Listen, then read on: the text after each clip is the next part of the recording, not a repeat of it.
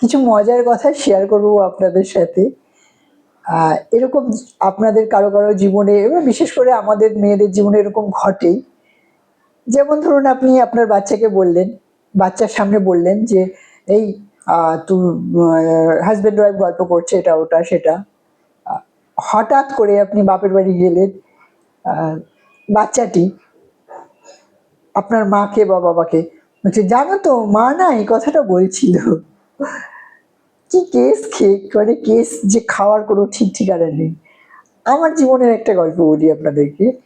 আমি যে শাক রান্না হয়, আমি শাক খেতে খুব ভালোবাসি, যে কোনো টাইপের শাক সবজি।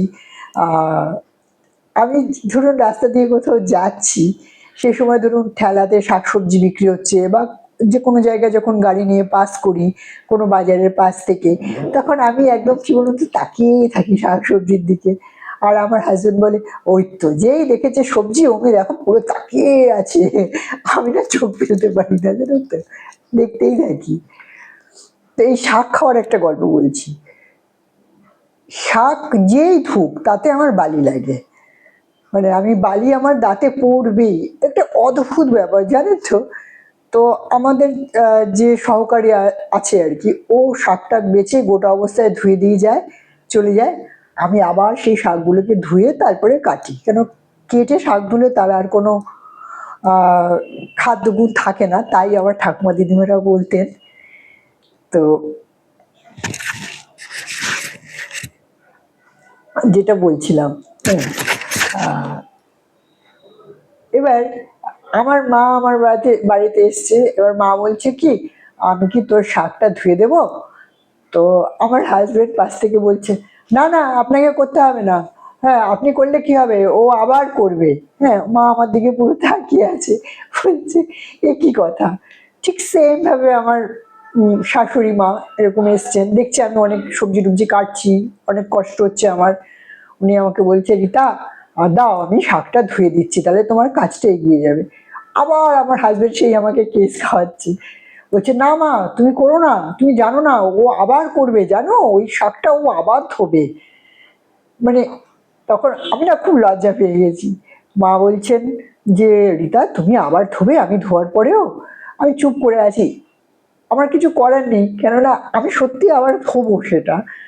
মা খুব সুন্দর করে ধোন, মা ধুলে একটুও বালি থাকে না, কিন্তু ওই যে আমার মনের মধ্যে বালি, হ্যাঁ আমার মনের বালি কে সরাবে।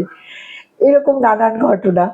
একজনের বাড়িতে এরকম মাছ খেতে, মাছের ঝোল ভাত দিয়েছে, খেয়েছি, খেতে গেছি দেখছি মাথাটার মধ্যে পট করে রক্ত, মুখ মানে ছোট ছোট মাছ, তার মাথাটা টিপে টিপে ধোয়া হয়নি। এবার আমার তো চোখ বড় বড় হয়ে গেছে।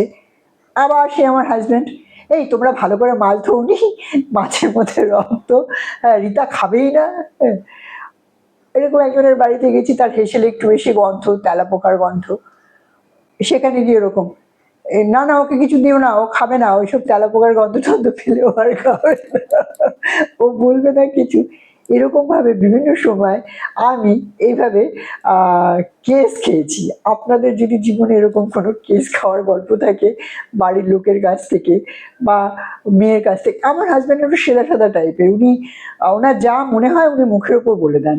ওনার উনি ওই রেখে ঢেকে কথা বলতে পারেন না, মানে একটুখানি ধরুন আড়াল করে, একটু পলিশ করে।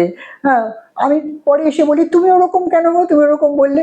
আরে বাবা সত্যি কথাই তো বলেছি, তোমার তো কষ্টই হচ্ছিল তখন, তাই জন্য তো বলেছি। এরকম নানান রকম ছোট্ট ছোট্ট সংসারের খুনসুটি নিয়ে এগিয়ে যাই। আপনাদেরও জীবনে নিশ্চয়ই এরকম অনেক ছোট ছোট ঘটনা আছে, শেয়ার করবেন, কমেন্ট করবেন। ভালো লাগলেও কমেন্ট করবেন, না ভালো লাগলেও কমেন্ট করবেন।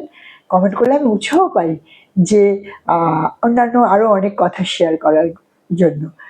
আরেকটা কথা শেয়ার করি আপনাদের কাছে, একটু বড় হোক ভিডিওটা, কি যায় আসে তাতে।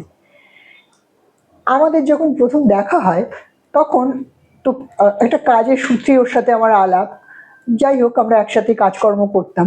ওরা আমাকে ছোট ছোট ইয়ে লিখে দিত, একদম ধরুন একটা হলুদ জামা পরে গেছি, লিখতো হলুদ পাখি, এরকম ছোট্ট ছোট্ট চিরকুট দিত, চিরকুটে প্রেম। এরকম অনেকগুলো চিরকুট আমার কাছে এখনো জমানো আছে, যদি কখনো আবার বার করি আলমারি খুলে ছবি তুলে পোস্ট করবো। খুব মজার। এগুলো যখন পুরোনো দিনের জিনিসপত্র দেখি না, খুব ভালো লাগে, জানেন তো।